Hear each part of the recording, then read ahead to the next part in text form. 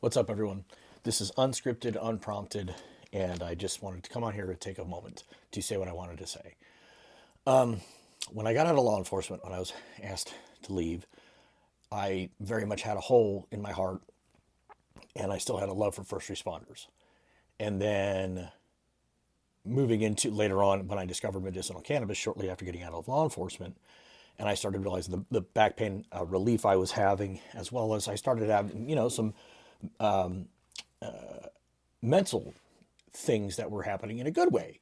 And again, I always talk about when I use medicinal cannabis, I'm talking about using it smart and safe. I'm talking about, with intention and purpose and using it for a reason. So anyways, where I'm going with that is I started to notice that I was able to process some things that I'd been through in law enforcement. And I was able to, come to terms with some things. So with that being said, one day I had an idea that I wanted to start a podcast. I started getting more and more involved in the cannabis community and more involved in the medicinal cannabis side of the house, that I started to understand the plant a little bit more and how this could benefit law enforcement and first responders. Because I was also an EMT and I understand the medical side of that part too. So one day I had an idea to start a podcast. I start the podcast and I come up with an idea, blue to green.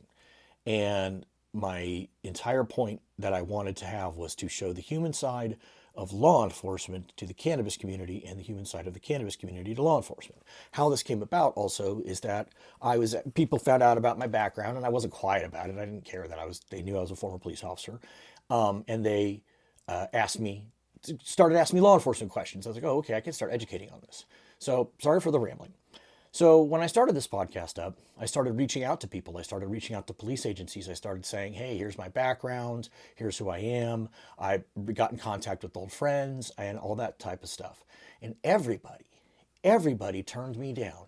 And my friends that were officers, it was fear of retribution from their police departments. It was fear of coming on to a medicinal cannabis friendly, law enforcement friendly podcast and just having open dialogue. As you all know what I do. I'm not a gotcha person. I'm trying to show both sides. So with that being said, I'm at a party at a friend's house one day, and who's a former Pinal County deputy.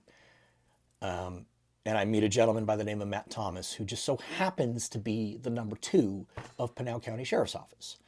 So I strike up a conversation with him. He's a super cool guy. And I get to talking to him. And he says, I'll come on your podcast. So I said, awesome.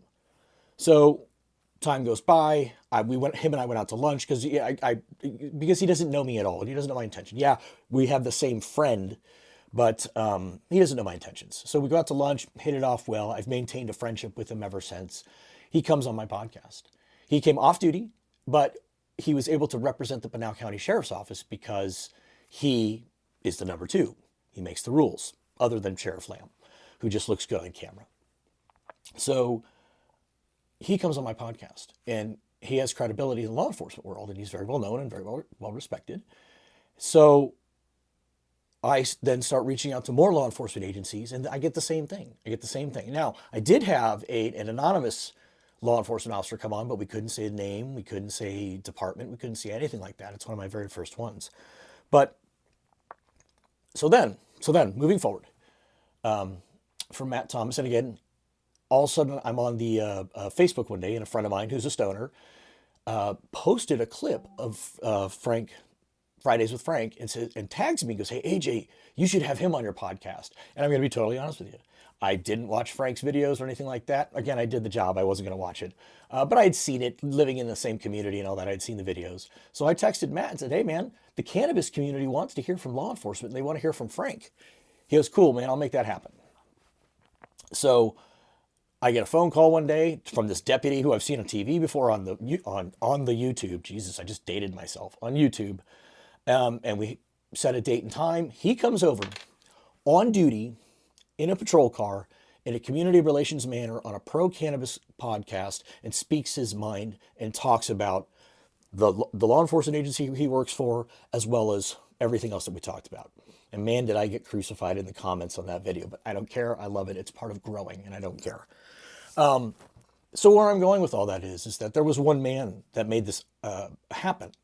And there was one man that was like, cool, let's let him do it. And that was Mark Lamb. Sheriff Mark Lamb. So I've met him many times. I rode in his patrol truck one night with Mike Crawford. We were down on the border doing stuff like that. And I just wanted to thank him. And I wanted to thank him for allowing his people to come on. I wanted to thank him for allowing him to come on and speak their minds in an on-duty capacity, to have real relations with the police or with the public from their local police department. That's what I've been trying to do from the very beginning. And no other law enforcement agency has allowed me personal access to their deputies. So I've got multiple other podcast episodes lined up with Pinal County Sheriff's deputies in all different facets of their jobs, because it's a full service law enforcement agency. So that I just wanted to thank him for allowing me that access and allowing the community to see. And also, the gentleman who just won the new sheriff seat, Sheriff-elect Ross Teeple, I've also had on the podcast. He came on not of his own campaign. He was not on duty. He was not representing the law enforcement or Pinal County Sheriffs. He was representing himself to be elected as sheriff.